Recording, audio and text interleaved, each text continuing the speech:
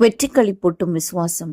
இந்தியாவில் ஊழியம் கிபி 1890 முதல் 1930 வரை. டிசம்பர் 15. வில்லியம் ஸ்பைசர். நல்ல போராட்டத்தை போராடினேன், ஓட்டத்தை முடித்தேன், விசுவாசத்தை காத்து கொண்டேன். 2 தீமோத்தேயு 4:7. போதகர் ராபின்சன் அவர்களால் ஆரம்பிக்கப்பட்ட ஓரியண்டல் வாட்ச்மேன் என்ற பத்திரிகையின் ஆசிரியராக இந்தியாவில் அச்சக பணிகளை விரிவுபடுத்த இந்தியாவிற்கு வந்திருந்தார் 34 வயதான வில்லியம் ஸ்பைசர். அதற்கு அடுத்த வருடத்தில் அம்மை நோயால் பாதிக்கப்பட்டார் ராபின்சன். மரணப்படுக்கையில் கிடந்த ராபின்சனை சந்திக்க கர்மட்டாருக்கு சென்றார் வில்லியம் ஸ்பைசர். அது டிசம்பர் 28ஆம் தேதி. தன்னை விட 18 வயது மூத்தவரான ராபின்சனுக்கு எப்படி ஆறுதல் சொல்வதென்று ஸ்பைசருக்கு புரியவில்லை. நான் ஓய்வெடுக்க வேண்டும் என்பது தேவ சித்தம். அதை குறித்து நான் கவலைப்படவில்லை.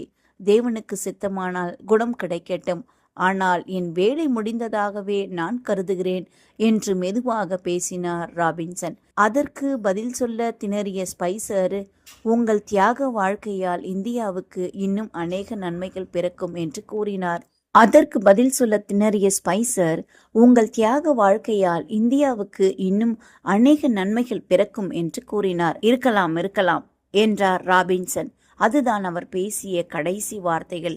1899ஆம் ஆண்டு டிசம்பர் 29 அவர் மரித்தார். அங்கு வேலை செய்த அனைவரும் சேர்ந்து அடக்க ஆராதனைக்கு உதவி செய்தார்கள்.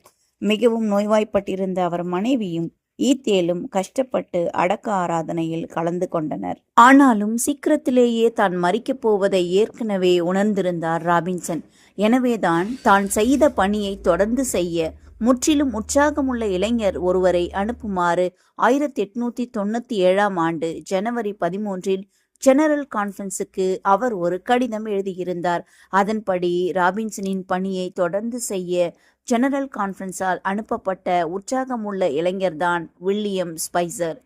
1901 வரை வில்லியம் ஸ்பைசர் இந்தியாவில் ஊழியம் செய்தார். பிறகு பேட்டில் கிரீக்கில் அயல்நாட்டு ஊழியத்துறையின் செயலாளராகவும் ஏஇ டேனியல்ஸின் கீழ் ஜெனரல் கான்ஃபரன்ஸின் செயலாளராகவும் பணியாற்றினார். 1922 ஜெனரல் கான்ஃபரன்ஸின் தலைவராக தேர்ந்தெடுக்கப்பட்டார். 8 வருடங்கள் அவர் அந்த பதவியில் இருந்தார். பிறகு ஜெனரல் கான்ஃபரன்ஸின் பொது களப்பணி செயலாளராகவும் 10 வருடங்கள் பணியாற்றினார்.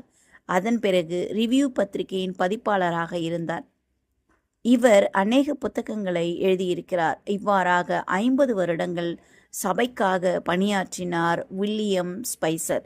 இவரின் நினைவாகத்தான் புனேயில் உள்ள கல்லூரிக்கு ஸ்பைசர் மெமோரியல் காலேஜ் என்று பெயர் வைத்திருக்கிறார்கள்.